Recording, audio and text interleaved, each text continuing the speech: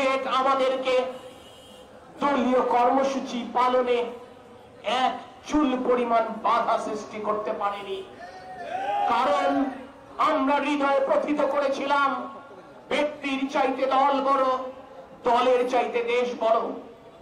দেশবাসীর প্রতি দায়বদ্ধতার জায়গা থেকে বাংলাদেশের মানুষের জন্য গণতান্ত্রিক অধিকার ফিরিয়ে আনবার জন্য আমার দলের সর্বস্তরের নেতা কর্মীরা রাজপথকে আঁকড়ে ধরেছিল।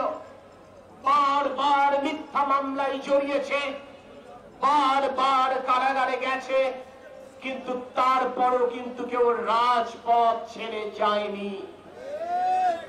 যে আদর্শ শহীদ রাষ্ট্রপতি জিয়াউর রহমানের, যে আদর্শ আমাদের প্রয়াত অভিভাবক তরিকুল ইসলাম আমাদের হৃদয়ে প্রথিত করেছিলেন, সেই আদর্শ হৃদয়ে ধারণ করে আমরা প্রতি মুহূর্ত লড়াই করেছিলাম। কারণ আমরা জানতাম শেখ হাসিনা যত দাপটশালী, যত ক্ষমতাশালী হোক না কেন, একদিন না একদিন তার পতন হবেই হবে। আমাদের সেই বিশ্বাসের জায়গায় আমরা অবিচল ছিলাম বলেই প্রতিটি লড়াই সংগ্রামে যশোরবাসী আমাদেরকে অকুণ্ঠভাবে সমর্থন জুগিয়েছে। আমরা নিজেদের বাড়িতে থাকতে পারিনি, আমরা নিজেদের মা কিংবা স্ত্রী রান্না করে খাবার খেতে পারিনি দিনের পর দিন, কিন্তু এই যশোরের হাজারো মা, হাজারো বোন, হাজারো ভাবি মাসের পর মাস আমার রাজনৈতিক সহকর্মীদেরকে আশ্রয় দিয়েছে, দিনের পর দিন তাদের থাকবার জায়গা করে দিয়েছে।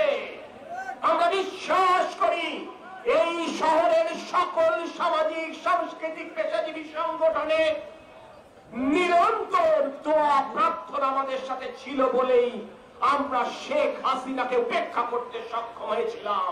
আমরা রাজপথে দুর্বার আন্দোলন করতে পেরেছিলাম এবং আজও আমরা সুস্থ স্বাভাবিক জীবনে লড়াই করতে পারছি।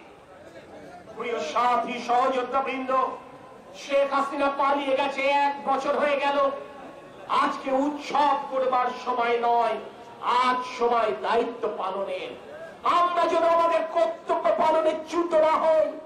কি কারণে লড়াই শুরু করেছিলাম, কি কারণে এত সহযোদ্ধা হারিয়েছি, কি কারণে জীবনের এই সোনালী জীবন সময়টুকু আমরা উৎসর্গ করেছি, এটি যেন আমরা কেউ ভুলে না যায়।